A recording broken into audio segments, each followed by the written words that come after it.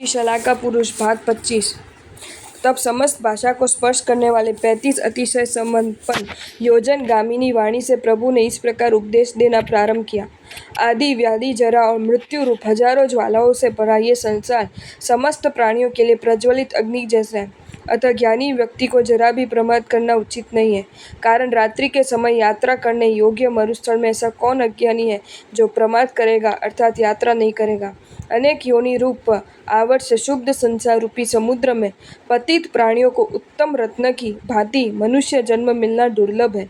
दोहत पूर्ण होने पर जैसे वृक्ष फल युक्त होता है, उसी प्रकार परलोक का साधन संग्रह करने से ही मनुष्य जन्म सफल होता है। इस संसार में 60 व्यक्तियों की वाणी प्रारंभ में मीठी और परिणाम में कटु फल देने वाली होती है।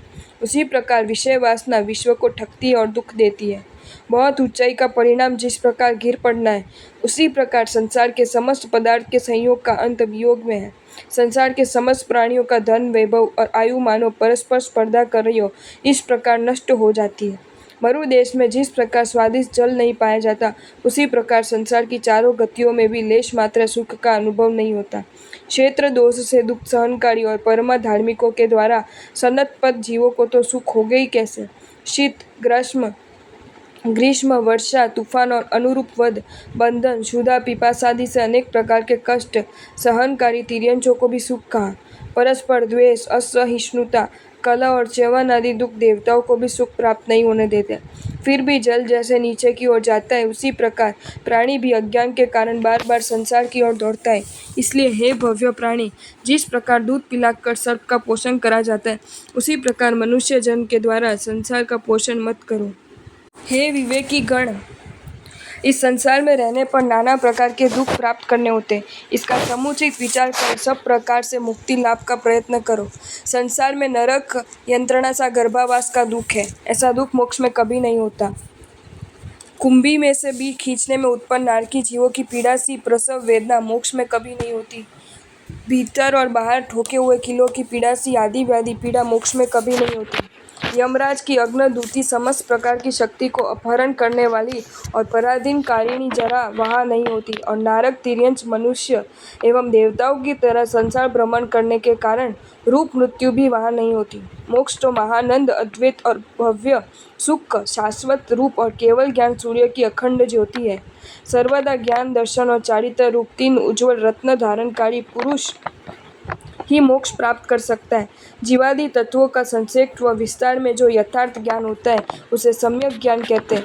ज्ञान 5 प्रकार के होते हैं, मति श्रुत अवधि मन पर्यव और केवल।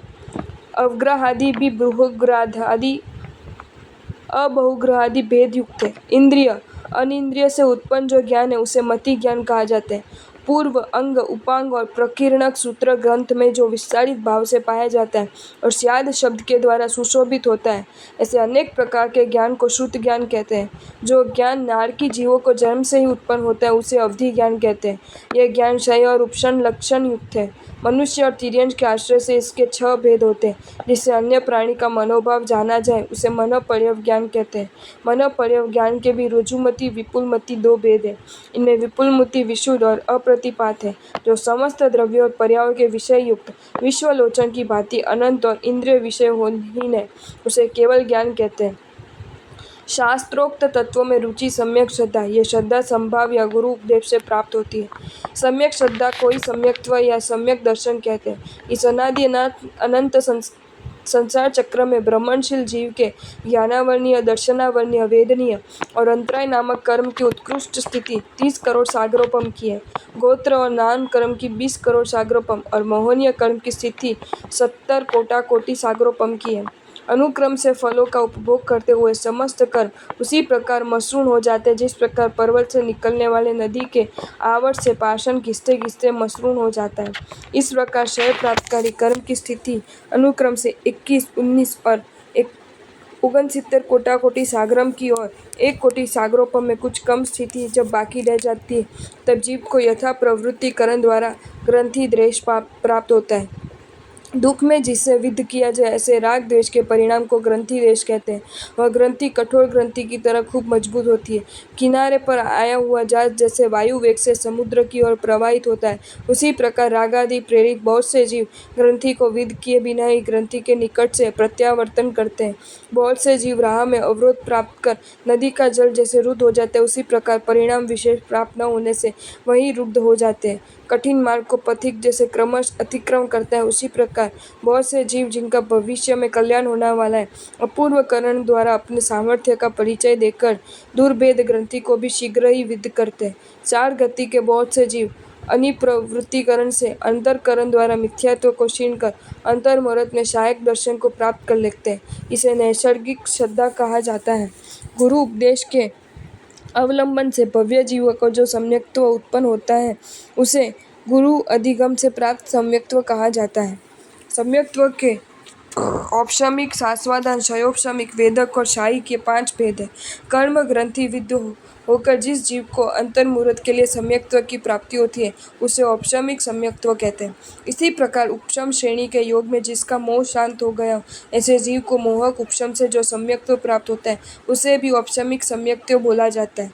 सम्यक्त्व भाव का त्याग कर मिथ्यात्व की ओर गतिशील जीव को अनंतानुबंधी कषाय के उदय से उत्कृष्ट रूप में 6 आवली एवं जघन्य रूप में एक समय पर्यंत सम्यक्त्व का जो परिणाम रहता है, उसे शास्वादान सम्यक्त्व कहा जाता है। मिथ्यात्व मोहनीय के क्षय और उपशम से जो सम्यक्त्व होता है, वह क्षयोपशमिक सम्यक्त्व है। ये सम्यक्त्व मोहनीय परिणाम संपन्न जीवों को होता है, जो शपथ भाव को प्राप्त कर लेता है, जिनका अनंतानुबंधी कषायों का पार्श क्षय हो गया है, जिनका मिथ्यात्व मोहनीय और सम्यक्त्व मोहनीय अच्छी तरह से क्षय हो गया है, जो सहायक सम्यक्त्व के सम्मुख होने ऐसे और सम्यक्त्व मोहनीय के अंतिम अंश का भोग कर रहे हैं, ऐसे जीवों को वेदक नामक चतुर्थ सम्यक्त्व प्राप्त होता है। शांत प्रकृतियाँ, अनंतानुबंधी क्रोध, मान, माया, लोभ, सम्यक्त्व मोहनीय, मिश्र मोहनीय और मिथ्यात्व मोहनीय क्षय करने से तत्पर सुख भावयुक्त जीव को शायिक नामक पंचम सम्यक्त्व प्राप्त होता है। गुण भेद से भी सम्यक्त्व 3 प्रकार होता है, यथा रोचक, दीपक और कारक। शास्त्रोक्त तत्व से हेतु और उदाहरण व्यक्तिरेख से जो दृढ़ विश्वास उत्पन्न होता है, उसे रोचक सम्यक्त्व कहते हैं। जो अन्य के सम्यक्त्व को प्रदीप्त कर उसे दीपक सम्यक्त्व कहते हैं, और जो संयम और तप आदि उत्पन्न करता है, उसे कारक सम्यक्त्व कहते हैं। ये सम्यक्त्व सम, संवेग, निर्वेद, अनुकंपा और आस्तिकता के लक्षणों से युक्त है। जिसे अनंतानुबंधी कषाय उत्पन्न नहीं होता, उसे शम कहते हैं। सम्यक प्रकृति से कषाय को देखने का नाम शम है। कर्म का परिणाम और संसार की असारता का विचार करते करते विषयों से जो वैराग्य हो जाता है, उसे संवेग कहते हैं। संवेग भावयुक्त जीवों के मन में संसार में रहना कारावास की तरह है, आत्मीय स्वजन बंधन रूप है। ऐसा जो विचार आता है, उसी विचार को निर्वेद कहा जाता है। एक इंद्रिय आदि समस्त प्राणी को संसार में दुख भोग करते देखकर मन में जो आर्द्रता आती है, उसे दूर करने के लिए जो प्रवृत्ति होती है, उसे अनुकंपा कहते हैं।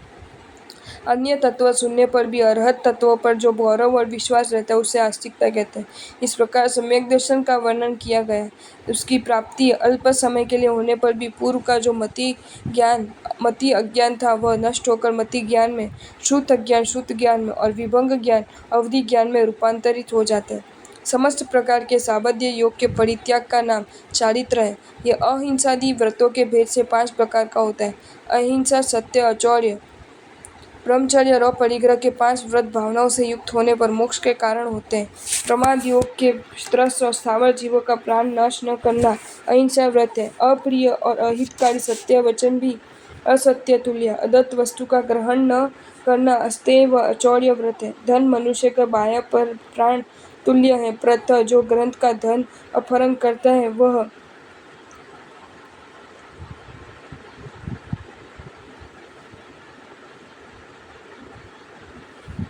उसका प्राण हनन करता है। दिव्य, वैक्री और औदारिक शरीर में मन, वचन, काया से अब्रह्मचर्य सेवन कराना और अनुमोदन करने से विरत रहना ब्रह्मचर्य व्रत है।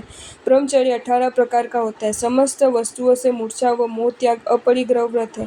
कारण मोह से जो वस्तु नहीं है, उसके लिए भी चित्त व्याकुल हो उठता है। यति धर्म अनुरुक्त लोगों के लिए यह सर्वथा भाव से पालनीय है। गृहस्थों के लिए देश व आंशिक पालन को चारित्र कहते हैं। आपको ये वीडियो अच्छा लगा हो तो इसे लाइक करें और शेयर करें, और ऐसे ही नए नए वीडियोज़ देखने के लिए सब्सक्राइब करें हमारी channel Jain facts and stories को।